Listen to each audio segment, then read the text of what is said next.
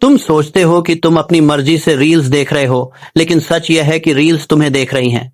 मेरा नाम Napoleon Hill है और आज मैं तुम्हें वो बात बताऊंगा जो तुम्हारी माँ भी नहीं बता पाई, जो तुम्हारे टीचर ने कभी नहीं पढ़ाई और जो तुम्हारे दोस्त भी नहीं जानते।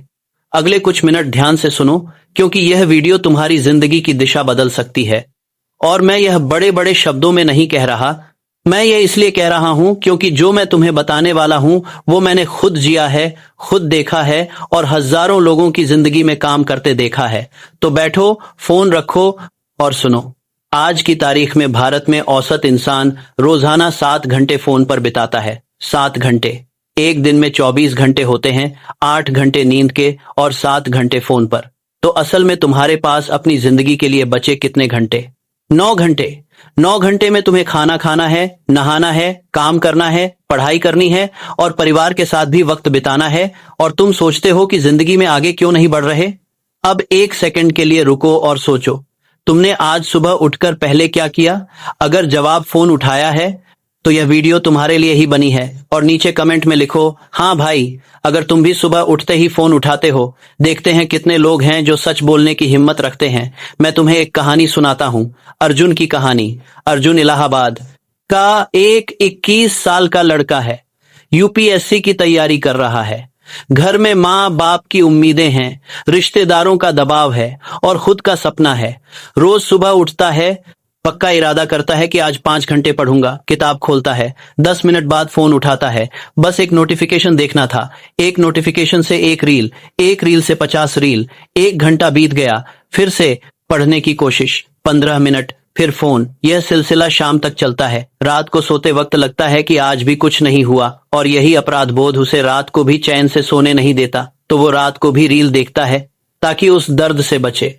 और यह चक्र रोज दोहराता है। क्या यह तुम्हारी भी कहानी है? अगर हाँ, तो कमेंट में लिखो, यही मेरी कहानी है भाई। और अगर तुम किसी ऐसे इंसान को जानते हो जो इस चक्र में फंसा है, तो यह वीडियो उन्हें अभी भेज दो, क्योंकि जो मैं बताने वाला हूं वो उनकी भी जिंदगी बदल सकता है। अब मैं तुम्हें वो बात बताता हूं जो इन सोशल मीडिया कंपनियों ने तुमसे छुपाई है। तुम्हारे दिमाग में एक केमिकल होता है जिसका नाम है डोपामिन। यह केमिकल खुशी का केमिकल है। जब तुम कोई काम पूरा करते हो, जब तुम कुछ नया सीखते हो, जब तुम किसी से असली प्यार से मिलते हो, तब यह डोपामिन निकलता है और यही डोपामिन तुम्हें आगे बढ़ने की ताकत देता है। लेकिन इन कंपनियों ने इस डोपामिन सिस्टम को हाईजैक कर लिया है। जब तुम एक रील देखते हो, तुमको भी एक डिसाइड सिस्टम के देश में कंपनियों में देखते हो, तुम्हारे दिमाग में थोड़ा डोपामिन आता है। जब अगली रील आती है, थोड़ा और। हर नई रील एक छोटा झटका।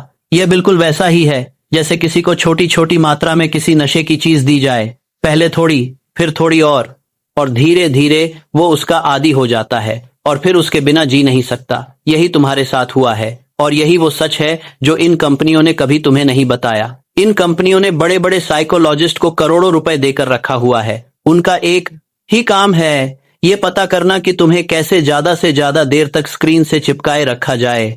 इन्फिनिट स्क्रॉल जो कभी खत्म नहीं होती, यह एक्सीडेंट से नहीं बनाई गई, ये जानबूझकर बनाई गई है। लाइक का वो लाल रंग का बटन लाल रंग इसलिए है क्योंकि लाल रंग देखकर तुम्हारा दिमाग अलर्ट हो जाता है।